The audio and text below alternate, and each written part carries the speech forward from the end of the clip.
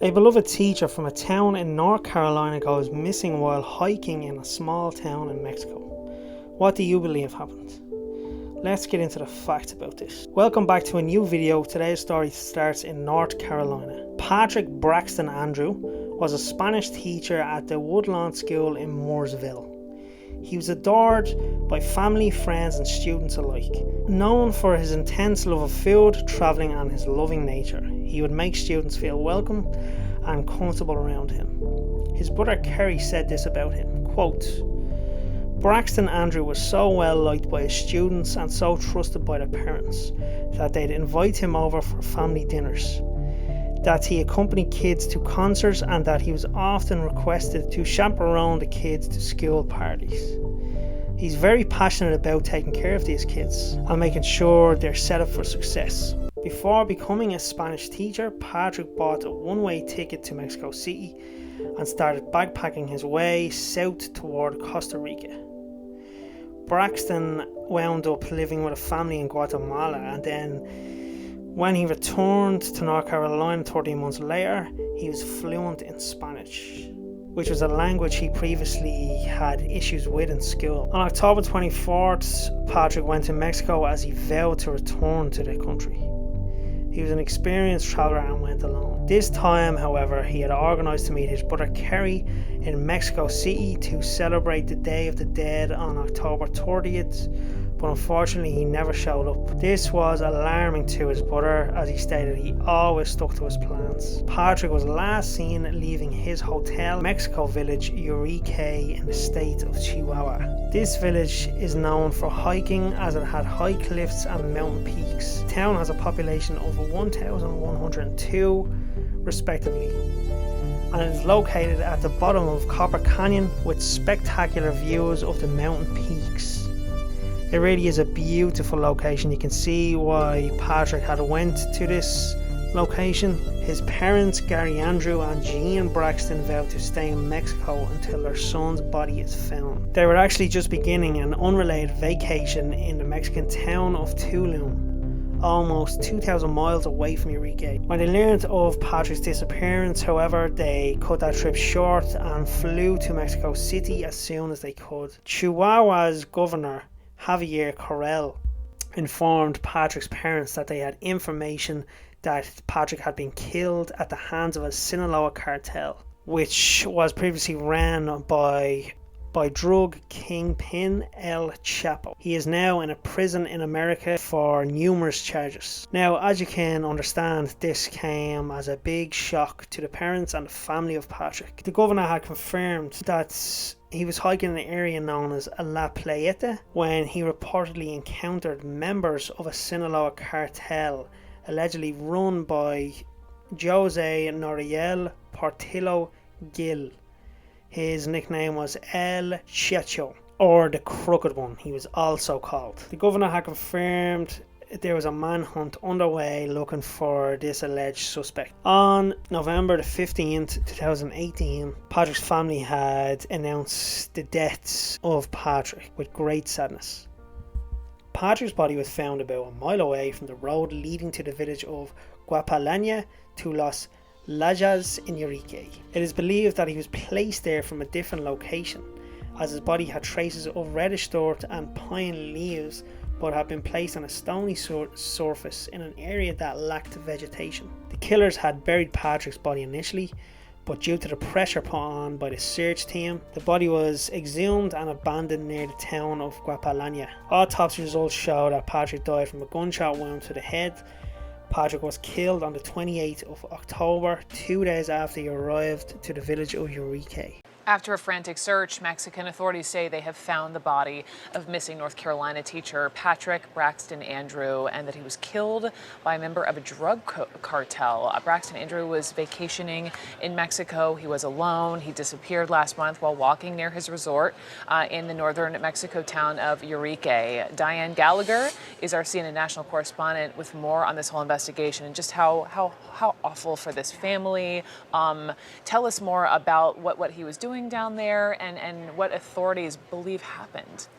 So, Brooke, this was something that he tended to do quite a bit. He would go to Mexico, he'd go to Latin America. He was a Spanish teacher and really loved the culture there. Now, the governor of Chihuahua claims that the Sinaloa Cartel is responsible for his murder. Now, if that name sounds familiar to you, that's the cartel that El Chapo used to command before, of course, he was captured and is now on trial. But in a Facebook post from the governor, he pinned Braxton Andrews' killing on a drug trafficker known as El Chuceco, or the Crooked. He says the middle school teacher died October 28th. That is the last day that he was seen by anyone. He left for a walk from his hotel to this canyon area. His body was found last week on a beach near that town of Urique, but beyond that, the death is kind of shrouded in mystery, Brooke. The governor's office says it appears the 34-year-old Spanish teacher's body had been buried and then exhumed and then just left out in the open. But he hasn't gone into detail as to how he was killed or even why he may have been targeted at this point. He called it a cowardly and brutal murder of a totally innocent person, but then he said it had nothing to do with an attempt to purchase drugs. Late last night, a Facebook page that's been run by his family and friends during this search confirmed, they said with a sense of relief, that his body was found and recovered. They're working on getting it back to North Carolina. Brooke, after learning of his death, they posted, Patrck died doing what he loved, traveling and meeting people. Join us in celebrating his life as he would want us all to do. We will always remember Patrck and his joy for life. Then later they added, although we are still grieving for Patrck, we have work to do and we're asking for your help. We continue to search for justice for Pat. A little bit later, Senator Tom Tillis, who actually lives near where Patrck taught Spanish at Woodlawn School, tweeted that he's working with the State Department and Mexican officials on the investigation. And Brooke, just like you said, you can imagine the past few weeks have been so difficult for his family and friends and really the whole community there north of Charlotte, not knowing what's going on, then getting this news and not having the answers. The school that he taught at canceled classes on Friday because of the news. And in Davidson, they lowered the flag to half staff to honor him in his memory, but really just so difficult for that community there.